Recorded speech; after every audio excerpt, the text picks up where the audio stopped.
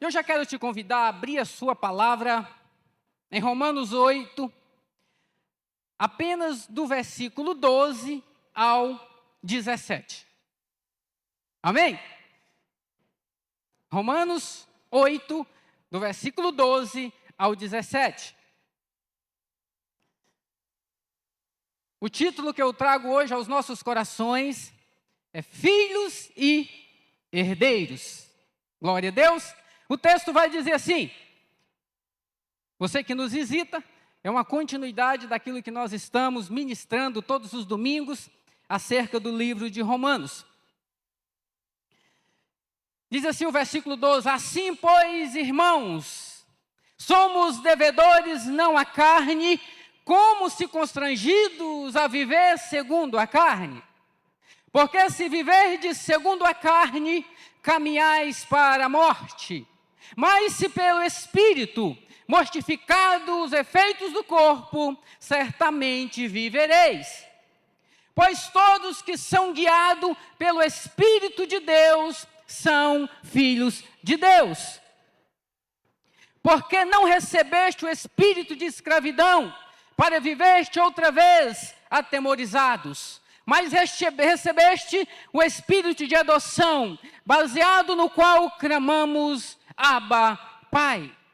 O próprio Espírito testifica com o nosso espírito que somos filhos de Deus. Ora, se somos filhos, somos também herdeiros, herdeiros de Deus e co-herdeiros com Cristo. Se com Ele sofremos, também com Ele seremos glorificados. Amém? Curva a sua cabeça mais uma vez. Papai querido, obrigado pela oração que foi feita a mim nesta noite, ó Pai. Ó Deus, eu te louvo e te agradeço por essa rica oportunidade, Senhor. Mas que esta palavra também, ó Deus, Papai querido, ela possa alcançar os corações aqui, Senhor, de uma maneira espetacular, Pai. De uma maneira poderosa, Senhor Jesus. É o que eu te peço nesta noite, ó Pai. Que ela tenha um efeito sobrenatural na vida de cada um de nós nessa noite que estamos aqui. Obrigado, Deus, em nome de Jesus. Amém? Amados irmãos, filhos e herdeiros. Esta mensagem, meus amados irmãos, ela tem o objetivo de levar você a questionar nessa noite.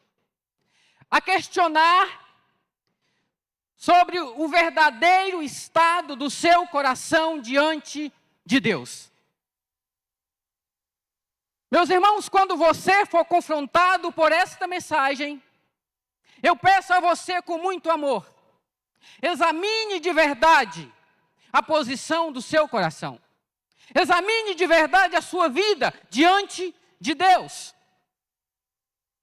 Não olhe para mim com olhos diferentes. Olhe como ministro que o Senhor levantou para trazer uma palavra aos nossos corações. Amém? Querido, mas vamos lá. A título de introdução, eu gostaria e quero fazer aqui duas afirmações muito verdadeiras. Eu chamo a sua atenção para essas duas afirmações. Amém? Duas afirmações verdadeiras.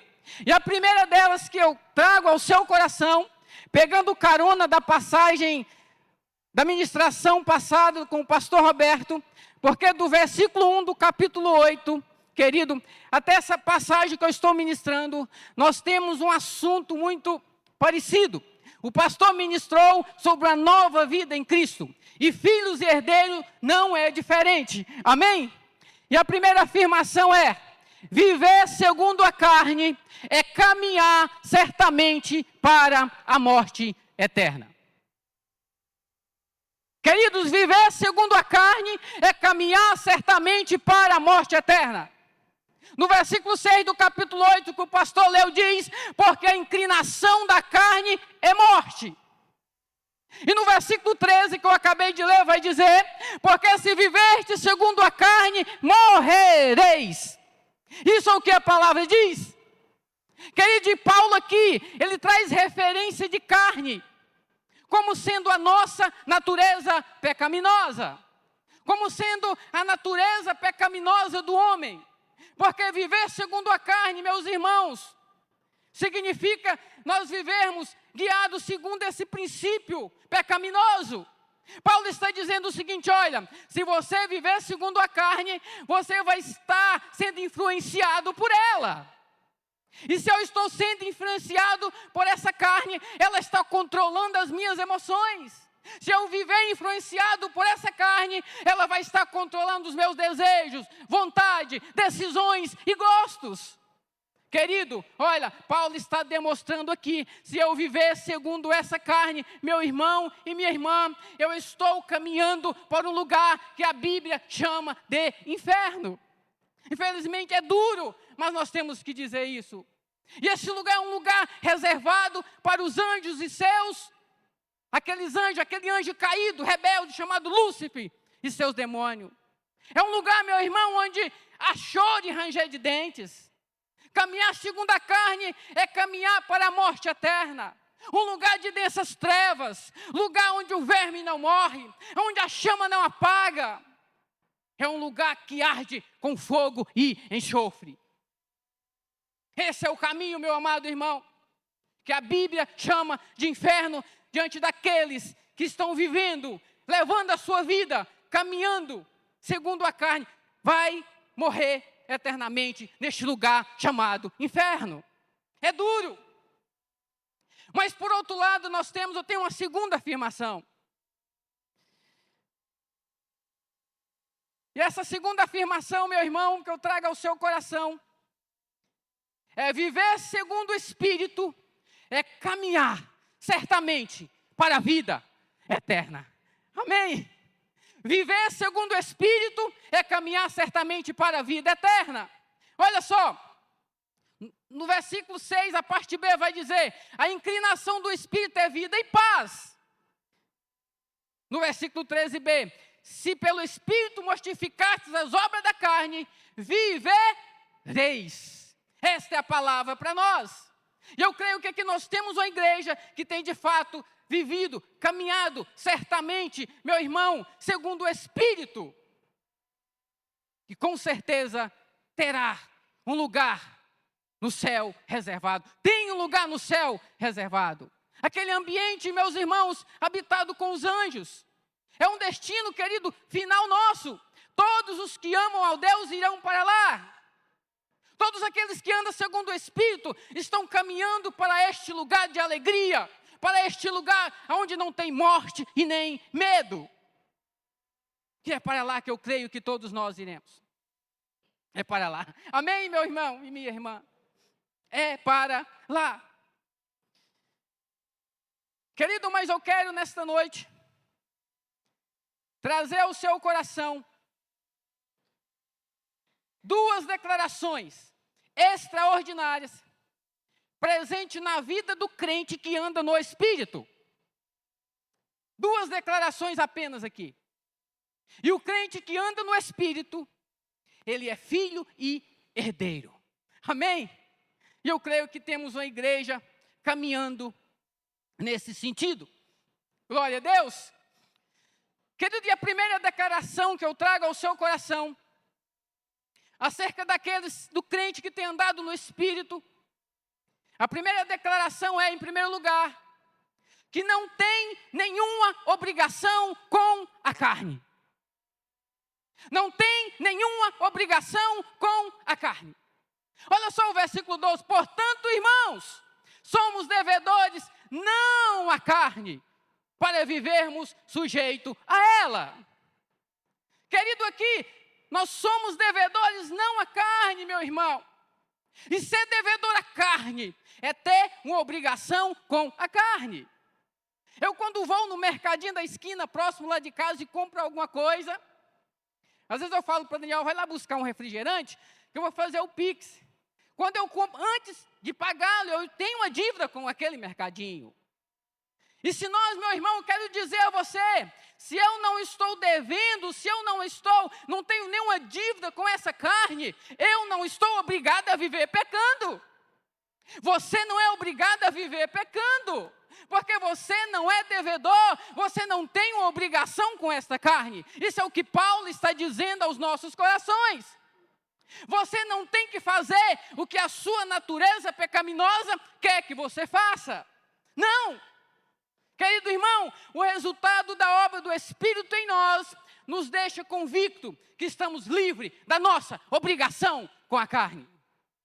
É o resultado do Espírito Santo na minha e na sua vida. Mas quando eu olho meu irmão e minha irmã, que eu não tenho nenhuma obrigação com a carne, eu quero trazer a você aqui duas convicções de todos aqueles que entendem que não tem nenhuma obrigação com a carne. E a primeira convicção, meu irmão, que eu trago ao seu coração, que nós que não temos nenhuma obrigação com a carne, que eu não estou debaixo de nenhuma condenação. Peguei emprestado lá do versículo 8, capítulo 1. O pastor disse que nós decorássemos este versículo, lembra? Querido, eu quando entendo que eu não tenho nenhuma obrigação com a carne, essa convicção ela tem que estar na minha vida, meu irmão, bem claro na minha mente. Eu não estou debaixo de nenhuma condenação mais. O versículo 1 vai dizer do capítulo 8, portanto agora já não há mais condenação para os que estão em Cristo Jesus. Não há, porque em Cristo Jesus a lei do Espírito e vida libertou você da lei do pecado e da morte. Irmãos, isso tem que ficar bem claro. Quando eu olho por tudo aquilo que Jesus pagou na cruz do Calvário, eu tenho que entender, meu irmão, que não há mais nenhuma condenação sobre a minha vida. Isso precisa ficar bem claro na minha mente. Paulo deixa bem claro que somente não há condenação para aqueles que estão em Cristo Jesus. Só não há condenação para aqueles que estão em Cristo Jesus. Então, se alguém ainda não se converteu, ainda não aceitou o Senhor Jesus, ainda não entendeu todo o propósito de redenção na sua vida, por que Jesus veio, querido, eu quero te dizer, ainda há tempo. Ainda há tempo de dizer e de aceitar e de se entregar a vida ao Senhor Jesus. Nós não estamos debaixo de nenhuma condenação. Se você não tem nenhuma obrigação com a carne, e assim entendem, essa convicção você precisa carregar consigo. Mas há uma outra convicção, meu amado irmão, daqueles que entendem que não há nenhuma obrigação com a carne, que não tem nenhuma obrigação com a carne. Ele entende, ele tem essa convicção que ele não está debaixo mais de nenhuma escravidão.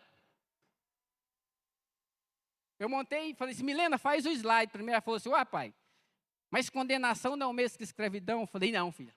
O que Deus ministrou ao meu coração, não. Querido, eu comecei a analisar e a perceber que as nossas vidas, a nossa caminhada, muitas vezes nós estamos aprisionados, ainda pela ação do pecado. Eu me lembro que o dia que o pastor ministrou aqui, sobre a nova vida em Cristo, o Senhor ministrou muito ao meu coração. Eu comecei a pensar no momento em que eu me converti. A minha conversão foi um divisor de águas. Eu tinha uma vida antes da conversão. Depois da conversão, a minha vida foi totalmente transformada, irmão. Porque a palavra vai dizer, pois vocês não receberam o espírito de escravidão para novamente temerem. No verso 12, Paulo nos adverte, para que venhamos a fazer morrer os atos do corpo. Amados, sabemos que jamais seremos perfeitos aqui nesse mundo, mas não podemos estar aprisionados aos mesmos atos pecaminosos de antes. Não! Viver nessa vida de escravidão. E quando o pastor ministrava, eu comecei a pensar, irmãos, do ambiente onde eu vivia antes da conversão. Meu ambiente era muito voltado para a idolatria. Essa era a cultura.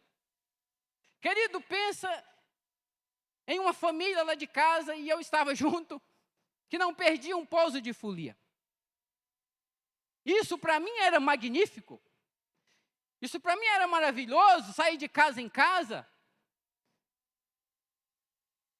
E além disso, eu tinha comigo lá um grupo, e éramos até mesmo catireiros. Não sei se os irmãos já ouviram isso.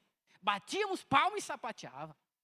Isso era muito bonito, irmãos, para nós. Isso ali para mim era um ambiente tanto. Era um ambiente tanto. Bem claro para vocês. Antes da minha conversão. Querido, rezas. A minha avó fazia uma reza em 15 de agosto. Todo ano estávamos ali, envolvidos nesse ambiente de idolatria. Nas festas juninas até dançávamos, o pastor até disse aqui. Domingo eu pensava, aquele forrozinho, grudava no... E a dança comia feio. Então essa era a minha vida antes. Meus irmãos, até mesmo shows. Aquilo era uma maravilha para mim. E eu pensava até mesmo nas festas de rodeios que eu participava. Irmãos, eu quero mencionar aqui algo que Deus ministrou ali no banco. Você não vai chatear comigo, não. Irmão, você sabe o que mais me empolgava há 20 anos atrás, quando eu participava de festas dessa natureza? Era aquele momento em que, antes do início do espetáculo, no meio da arena, se levantava uma imagem de escultura, consagrando aquele movimento, consagrando aquele espetáculo. Para mim, aquilo era uma honra. Para mim, aquilo era maravilhoso, irmãos. Eu pensava comigo, a minha fé está ali. A minha fé está alicerçada. Então, é aquilo que eu fui ensinado, irmãos. Olha, hoje eu não sei como funcionam os rodeios mais, irmãos. Mas naquela época era assim. E o Senhor Jesus, meus amados irmãos, eu coloquei uma palavra no meu coração. No livro de 2 Coríntios, capítulo 5, versículo 17. Porque assim, se alguém está em Cristo, nova criatura é, as coisas velhas já passaram, eis que tudo se fez novo na minha vida. Essa é a palavra que eu levo para mim. Esse ambiente de idolatria, meus amados irmãos, onde ali nada mais alimenta a minha carne, não é ambiente mais para mim, e nem para minha família. Isso é algo que eu decidi e tomei na minha vida. Olha, ali não vai me edificar. Se não edifica o meu espírito, o que eu vou fazer naquele lugar? Agora, se edifica o meu espírito, sim. Ali vai alimentar apenas a minha carne. Não, eu não quero para minha família. Eu não quero, isso é uma decisão. Então, você não está mais debaixo de nenhuma escravidão. Não. E sabe o que é que Deus ministrou ao meu coração? Eu não estar debaixo da escravidão, é eu olhar e dizer, não, tem aquele evento que eu sempre ia, participava, mas agora eu tenho liberdade de decidir, eu não vou e eu não vou. E pronto. Isso é a liberdade que Deus me deu. Mas muitos não conseguem, está escravo. Olha, eu participava daquela festa, mas eu ainda continuo participando. Aí olha para nós, crentes, e diz, ele não tem liberdade nenhuma. Mas estão enganados, né, irmãos? Aí sim que nós temos liberdade. Que nós podemos escolher em ir e deixar de ir. Amém? Querido, mas nós temos também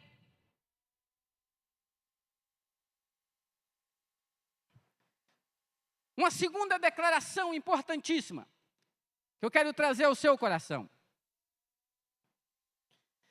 A primeira declaração foi que não tem nenhuma obrigação com a carne. Nós não temos, eu não tenho que ter. As duas convicções é que você não está debaixo de nenhuma condenação. A segunda é que você não está debaixo de nenhuma escravidão. Não, você não está mais. E a segunda declaração que eu trago ao seu coração, que você que é de fato um crente que anda no Espírito, que é filho herdeiro e herdeiro, você tem sim uma dívida e uma obrigação, mas é com o Espírito Santo. Amém? Não mais com a carne, mas você tem com o Espírito Santo. Glória a Deus. Mas aqui eu quero trazer 4 discernimentos para nós. Para você que tem esse entendimento. Eu preciso discernir isso muito bem. Vamos lá comigo. O primeiro discernimento é que o Espírito Santo, ele capacita-nos a triunfar sobre o pecado. Amém? Olha só no versículo 13. Pois se vocês viverem de acordo com a carne, morrerão. Mas se pelo Espírito fizerem morrer os atos do corpo, viverá. Querida, aqui há dois estilos: viver segundo a carne ou mortificar os efeitos do corpo pelo Espírito. Apenas esses dois caminhos. Ou eu vou viver, ou eu vou mortificar. Mas há esse paradoxo aqui, meu irmão, que Paulo está querendo nos dizer. Os que vivem, morrem. E os que morrem, vivem. Né? Parece diferente, né? Os que vivem na carne, morrem. E os que morrem para o pecado, vivem. Amém? Mas olha só. Eu estava vendo uma ilustração de Hernandes Dias Lopes, ele disse algo interessante. Eu olhando e falei, eu acho que foi isso que eu fiz na minha vida. Ele diz, olha, você precisa andar com a certidão de óbito no bolso. Quando o pecado bater a porta, você vai tirar e dizer, estou morto. Ou seja, eu estou morto para o pecado. É isso que vai me dar vida, irmãos. É isso que vai te dar vida. É você morrer para o pecado. É morrer para o pecado. Stott vai dizer, existe um tipo de vida que leva à morte, mas há um tipo de morte que conduz à vida. Glória a Deus, aleluia. E foi isso que eu decidi para a minha vida. Foi isso que eu decidi para a minha família, irmãos. Olha, em mortificar. E quando Paulo fala de mortificação, eu, Valdemar, decidi reconhecer o mal como mal e repudiá-lo veementemente. E se nós olharmos, a palavra de Deus vai dizer, verdadeiramente os que pertencem a Cristo Jesus, crucificaram a carne com as suas paixões e com os seus desejos. Amém? Glória a Deus. Mas muitas vezes nos perguntamos, como a mortificação acontece? Como? Paulo vai dizer claramente, em Romanos 8:9 vai dizer, se alguém não tem o Espírito de Cristo, esse tal não é de Cristo. Mas como mortificar? Querido, nós somos participativos na santificação. A santificação, nós contribuímos com esse processo. Embora sabemos que o poder de agir e o efetuar emana do próprio Espírito, mas nós somos convocados a mortificar os feitos do corpo. Jesus ilustrou isso muito bem em Mateus 5, 29 e 30. Ele disse, se o teu olho te faz tropeçar, arranca-o. Não literalmente, que ele estava dizendo, mas ele estava tentando dizer o seguinte, olha, você está reconhecendo o mal como mal, repudia mesmo, de forma veemente na sua vida, repudia, não aceite, não aceite. John Stott, ele vai dizer algo muito poderoso, que nós não podemos ser inflexíveis com a nossa decisão. Ou seja, eu não posso flexibilizar a minha decisão em relação ao pecado. Eu não posso. Ele diz, olha, não olhar, não tocar e não ir. Não olhar, não tocar e não ir. Isso demonstra que eu estou controlando, sim, a minha aproximação do mal. É isso que ele quis dizer. Porque em Gênesis 4:7 vai dizer, o pecado jaz à porta, e sobre ti será o teu desejo, mas sobre você compete dominá-lo. Esta é a palavra para nós. Então, estejam cientes, esse Espírito Santo, ele capacita-nos a triunfar sobre o pecado. Mas há, meus amados irmãos, um segundo discernimento diante daquele que tem uma grande dívida, que entende que tem uma dívida com o Espírito Santo. Esse Espírito nos orienta como filhos de Deus. Além dele nos capacitarmos a triunfar sobre o pecado, ele vai nos orientar como filhos de Deus. Olha o versículo 14. Porque todos que são guiados pelo Espírito de Deus são filhos de Deus. O fato é que Deus, ele pode nos guiar de muitas formas. É interessante que você entenda isso. Mas Paulo aqui está falando especificamente da direção e orientação do Espírito Santo, como fato controlador da minha vida na luta contra o pecado. Então o Espírito Santo, ele quer te guiar, ele quer te conduzir em contramão às ações pecaminosas que a carne tem gritado para te levar a cair. É isso que o Espírito Santo quer fazer conosco. Porque se ele quer nos orientar como filhos de Deus. Paulo vai mostrar essa pessoalidade do Espírito Santo, que ele nos guia e habita em nós. Por isso caminhamos dentro do seu querer e da sua vontade. O Espírito Santo vem para manifestar em nós a vitória sobre o pecado. É para isso que ele vem, meus irmãos. Paulo, ele diz algo poderoso quando ele está fazendo referência desse texto. Ele mostra sobre essa paternidade de Deus, meus amados irmãos, que ela não é universal. Você viu muitas pessoas dizerem, olha, eu sou o filho de Deus. Esse texto deixa claro que é somente aqueles que são guiados pelo Espírito Santo. Somente aqueles que têm o Espírito Santo. Somente aqueles que se renderam e se entregaram a sua vida ao Senhor Jesus. No momento da nossa conversão, meus amados irmãos, quando fomos regenerados, justificados pelo Senhor, nós recebemos o poder do Espírito Santo. Então Ele nos guia-nos como filho de Deus. Ele nos guia. Porque assim, quando nos tornamos membros da família de Deus, agimos como tal, somos orientados a viver como seus filhos. Amém? Nós somos orientados a isso, somos orientados de fato. Um dia desse eu fui mais Rogério ali no Mato Seco. E nós estávamos lá e parecia um rapaz lá, estou vendendo uma chácara. Vai eu e Rogério lá olhar essa chácara. Chegamos lá, meus irmãos, e um mato, a mulher pegou um facão lá e levou nós para olharmos essa chácara. E não estou dizendo que é proibido você comprar chácara, Milton comprou a dele, muitas pessoas aí têm seu pedaço de terra. E eu, de fato, sonho com isso também. Mas no momento, você sabe o que o Senhor ministrou ao meu coração no meio daquela chácara? Qual o tempo que eu teria para cuidar? Porque eu trabalho de segunda a sexta. Tenho o meu compromisso com o reino de Deus, com a obra de Deus. O Espírito Santo, naquele momento, testificou no meu coração. Não estou dizendo que é o seu caso.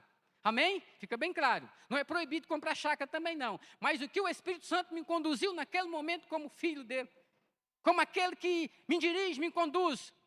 Mas espera aí, ou você vai cuidar da chácara, ou você vai deixar a obra de lado. Mas qual que eu vou preferir, irmãos, como um bom ouvinte? Deixar a chácara para lá. E ele nos ajudou, que nem combinamos, né, Rogério? Glória a Deus. Mas, meus irmãos, e é isso. Mas eu tenho aqui também um terceiro discernimento, meus amados irmãos, de quem tem uma grande dívida com o Espírito Santo. Ele entende que ele tem essa grande dívida, que ele dá-nos garantia de adoção. Amém? Ele nos dá a garantia de adoção. Versículo 15. Pois vocês não receberam um espírito que os escravize, para novamente temer, mas recebeste o espírito de adoção como filhos, por meio do qual clamamos, Abba, Pai. Aleluia! Glória a Deus! Querido Paulo aqui, ele tinha uma familiaridade muito poderosa com adoção. Paulo tinha. Porque a pessoa adotada, ela perdia todos os direitos da sua vida antiga, da família, e ganhava todos os direitos de um filho totalmente legítimo da nova família. O filho adotivo tornava-se herdeiro de todos os bens do seu novo pai. Todos os bens. E ainda que nascesse depois outros filhos, com verdadeira relação sanguínea, isso não afetaria seus direitos. o seu direito. Legalmente, a antiga vida do adotado ficava completamente cancelada. Até mesmo as dívidas que ele possuía. Isso parece muito conosco ou não? Com a dívida que eu tinha uma grande dívida. Mas o Senhor pagou na cruz do Calvário. Mas, querido, aqui, a pessoa adotada era considerada uma nova pessoa que entrava em uma nova vida. Esse é o nosso caso. Mas, querido, você sabe o que muitas vezes nos impressiona e nos deixa? É o quanto muitas e muitas pessoas não têm valorizado isso. Mas nós conseguimos perceber isso no decorrer da história. Nós, quando olhamos para a palavra de Deus, meus amados irmãos, nós percebemos. Se eu olhar em Salmo 148, não me lembro o versículo aqui, mas lá a palavra vai dizer que o Senhor deu uma ordem e os anjos foram criados. Percebemos aqui que nessa criação, irmãos, os anjos nos céus, a adoração ela era incessante, 24 horas. E ainda houve Lúcifer, com um terço dos anjos, ainda se rebelaram. Nós olhamos para a criação, meus amados irmãos. Nós olhamos para Adão. Deus cria Adão ali, formando Adão. Em Gênesis 2:7, formou o Senhor Deus do homem do pó da terra e coloca no Éden. Um paraíso, irmãos. O que acontece com Adão? Desobedece, irmãos. E todos nós caímos junto. Mas olha, mas não para por aí. Deus deu uma promessa para Abraão, para um povo, Israel, filho, por eleição. Em Deuteronômio 7:6 vai dizer, o Senhor, seu Deus, os escolheu, elegeu, para que de todos os povos sobre a terra vocês fossem o seu próprio povo. O que aconteceu, irmãos? Um povo que rejeitou o Rei dos Reis, o Senhor dos Senhores. Mas olhamos para nós hoje como igreja. Valorize, meu irmão. Valorize. Hoje nós estamos aqui, meu amado irmão, porque o Senhor nos adotou. O Senhor te adotou. O Senhor te enxertou, irmão. Em Romanos 8:15 vai dizer, recebeste o Espírito de adoção. Não jogue isso fora. Não jogue. Porque muitas vezes, meus amados irmãos, muitas e muitas pessoas, muitas. Isso aqui é uma aplicação para nós. Eu não sei como está o seu coração.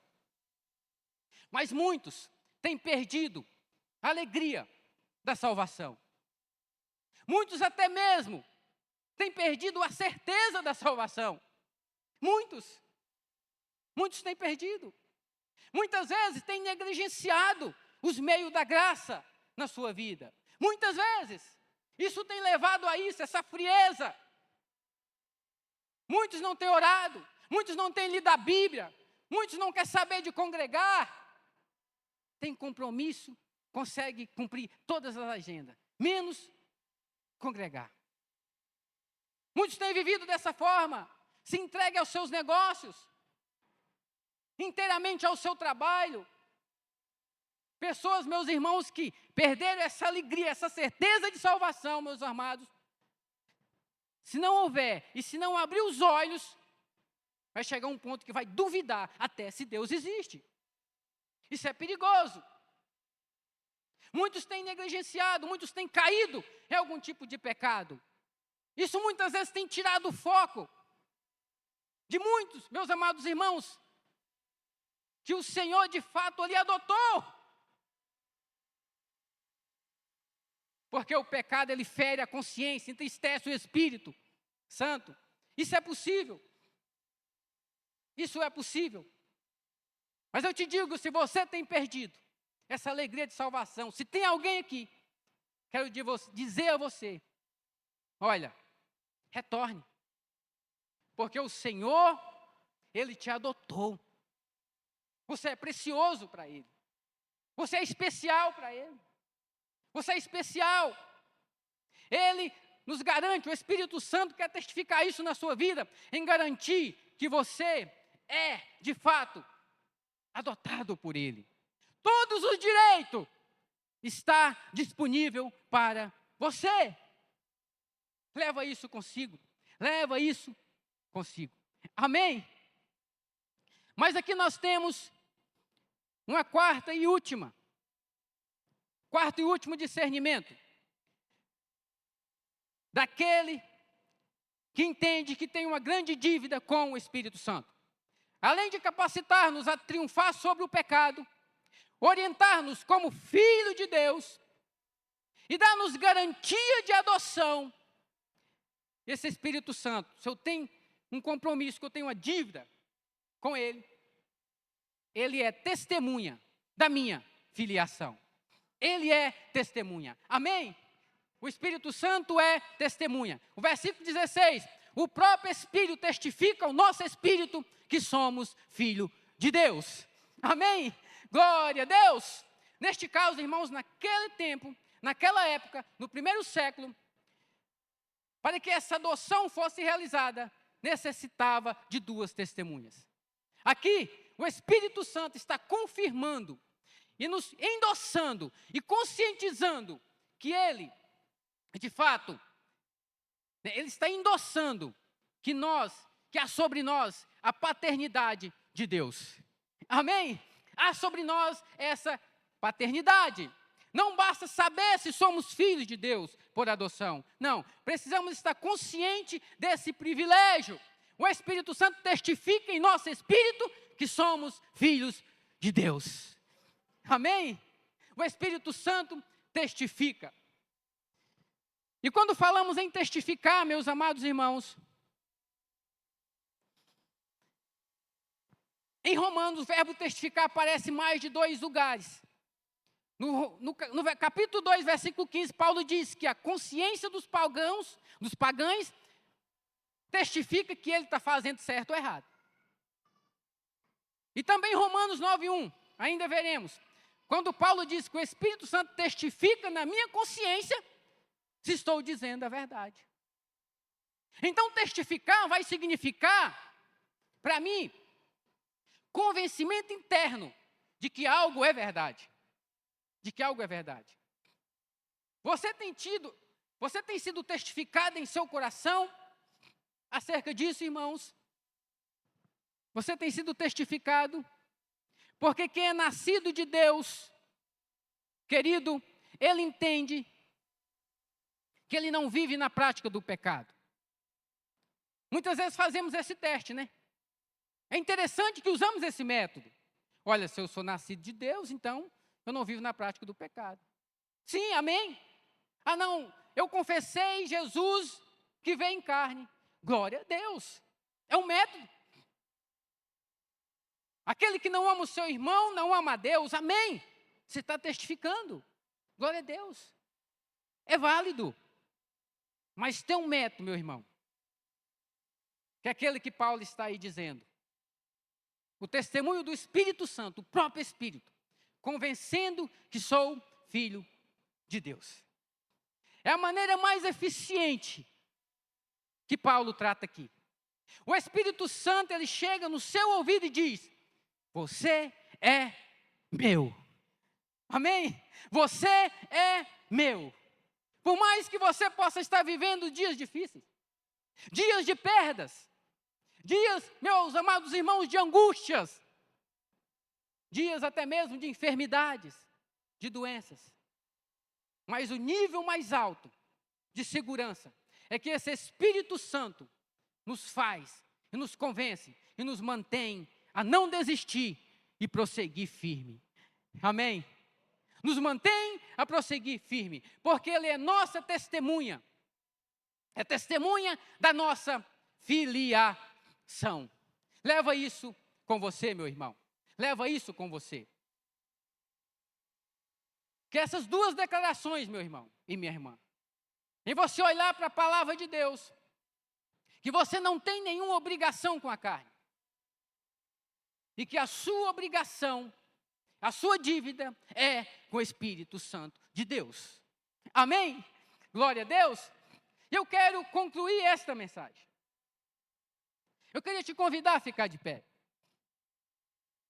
Eu queria te convidar. Querido irmão,